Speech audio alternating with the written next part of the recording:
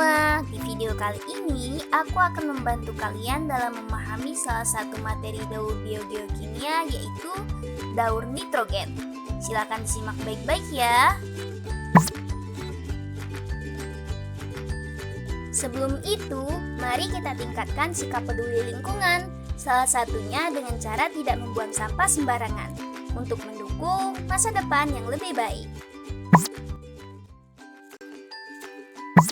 Tahukah kamu, adanya peristiwa makan dan dimakan, kematian, penguraian, ataupun perombakan menyebabkan terjadinya peristiwa perpindahan materi dari komponen ekosistem satu ke yang lainnya. Perpindahan materi tersebut biasanya berupa senyawa kimia yang melibatkan berbagai komponen, biotik maupun abiotik, yang saling terkait dan tidak terputus sehingga membentuk siklus atau daur. Daur atau siklus materi yang melalui komponen biotik dan abiotik itulah yang disebut sebagai daur biogeokimia. Lalu, apa ya fungsi daur biogeokimia? Kamu bertanya-tanya? Biar aku kasih tahu ya. Mari ku jawab. Daur biogeokimia berfungsi untuk menjaga keseimbangan ekosistem atau menjaga keberlangsungan hidup di bumi. Artinya, keberlangsungan kehidupan di bumi bergantung pada perputaran atau pengulangan yang terjadi secara terus-menerus pada unsur-unsur kimia yang terlibat di dalam daur. Jika tidak ada daur, maka ketersediaan unsur kimia yang diperlukan makhluk hidup akan terputus. Dan tentunya makhluk hidup akan terancam menghadapi kematian, bukan? Nah, salah satu unsur yang penting bagi makhluk hidup adalah nitrogen. Salah satu fungsi yang paling utama dari nitrogen yaitu nitrogen merupakan bahan inti dari asam amino. Asam amino ini akan menjadi bahan penyusun DNA dan RNA. DNA dan RNA sendiri adalah materi genetik yang menjadi dasar dari semua organisme di bumi. Kalian udah tahu fakta ini belum? Kalau belum, diingat ya.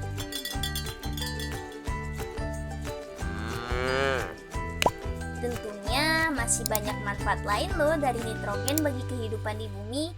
Silahkan kalian cari secara mandiri ya. Fakta lainnya, nitrogen itu merupakan unsur yang paling berlimpah di atmosfer, yaitu sekitar 78% dalam bentuk gas nitrogen. Meskipun nitrogen tersedia sebanyak itu di atmosfer, namun nitrogen merupakan unsur non-reaktif. Dengan kata lain, susah sekali untuk bereaksi. Hal ini terbukti dengan kita yang gak bisa langsung menghirup nitrogen yang ada di udara. Makanya, di dalam daur nitrogen, gas nitrogen memerlukan proses yang cukup panjang untuk dikonversi menjadi senyawa lain yang dapat dimanfaatkan oleh semua makhluk hidup. Proses-proses penting tersebut terdiri dari fiksasi, amonifikasi, nitrifikasi, asimilasi, dekomposisi, dan denitrifikasi. Kalian paham? Duh, kurang ngerti nih. Oke, akan lebih mudah bila disajikan dalam skema seperti berikut. Cekidot. Jadi gini caranya. Gas nitrogen di udara akan ditangkap oleh bakteri yang bersimbiosis di akar tumbuhan. Contohnya bakteri Rhizobium pada nodul atau bintil akar tanaman leguminosa. Proses ini dinamakan fiksasi nitrogen atau penangkapan langsung nitrogen di atmosfer. Dan nantinya di dalam akar inilah bakteri bekerja mengubah nitrogen menjadi amonia. Proses perubahan ini dinamakan amonifikasi. Lalu bagaimana dengan nasib tumbuhan yang tidak memiliki bintil akar? Ternyata ada bakteri lain loh yang hidup bebas di alam yang dapat mengikat gas nitrogen, yaitu bakteri Azotobacter dan Cyanobacteria. Mereka akan mengikat nitrogen dan mengubahnya menjadi amonia, sehingga dapat dimanfaatkan oleh tumbuhan lain. Selanjutnya, dengan bantuan bakteri Nitrosomonas dan Nitrosococcus, amonia dirubah menjadi nitrit, dan nitrit dapat dirubah lagi menjadi nitrat oleh bakteri Nitrobacter. Perubahan dari amonia menjadi nitrat disebut sebagai nitrifikasi. Ketiga senyawa ini sebenarnya dapat diserap oleh tumbuhan. Namun, nitrogen dalam bentuk nitratlah yang paling mudah diserap oleh tumbuhan. Proses penyerapan ini disebut asimilasi. Tumbuhan yang telah menyerap senyawa anorganik nitrogen akan mengubahnya menjadi protein. Dan kita ingat bahwa tumbuhan merupakan produsen ya. Jadi organisme lain akan memperoleh nitrogen dalam bentuk protein dari hasil memakan tumbuhan. Dan nitrogen dalam bentuk protein pun telah berada di dalam rantai makanan.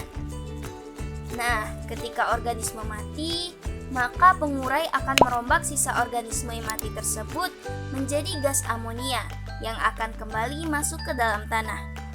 Namun, apabila oksigen di dalam tanah terbatas, maka senyawa tersebut akan dengan cepat ditransformasi menjadi gas nitrogen atau oksida nitrogen oleh proses yang disebut sebagai denitrifikasi, yang tentunya dibantu oleh bakteri juga.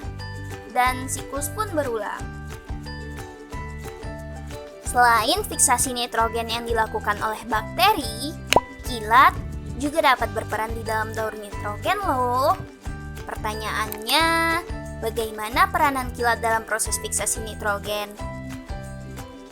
Bagi yang sudah tahu jawabannya, selamat! Nah, bagi yang belum tahu, jangan berkecil hati. Mari perhatikan tayangan mengenai fiksasi nitrogen oleh kilat berikut ini. Pada suatu hari ketika hujan dan disertai kilat yang menyambar, maka ikatan gas nitrogen yang ada di atmosfer tersebut akan pecah dan bereaksi dengan oksigen membentuk senyawa nitrat. Senyawa nitrat tersebut akan terbawa oleh air hujan. Bisa masuk ke dalam tanah atau masuk ke dalam perairan.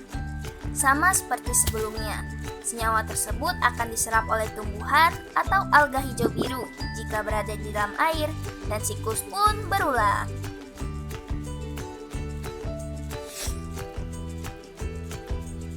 Selain secara alami, aktivitas manusia seperti pembuangan limbah rumah tangga, pertanian dan peternakan, serta pembakaran bahan bakar dengan suhu tinggi juga turut menambah jumlah senyawa nitrogen di lingkungan. Untuk mengetahui pemahaman kalian mengenai materi daur nitrogen, sesuai dengan karakteristik pendidikan untuk pembangunan berkelanjutan, maka saatnya mengerjakan tugas.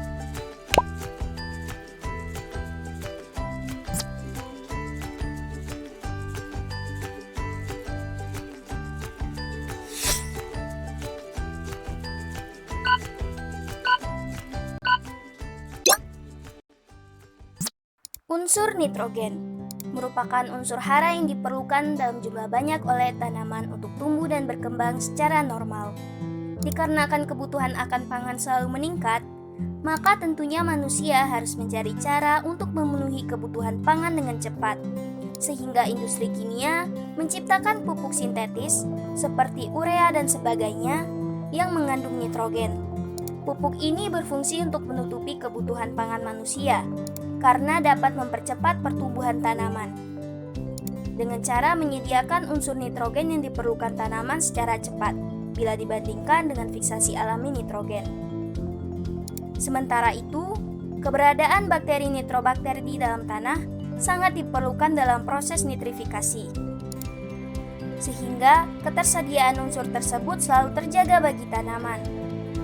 Namun, ketika petani sering menggunakan pupuk sintetis, jumlah bakteri nitrobakter semakin berkurang, sehingga petani harus terus bergantung pada pupuk tersebut. Penggunaan pupuk tersebut membuat kesuburan tanah menurun dan berdampak pada tanaman yang tidak akan tumbuh dan berkembang secara optimal. Hal ini tentunya menjadi tantangan tersendiri bagi kita untuk mengembalikan keseimbangan ekosistem.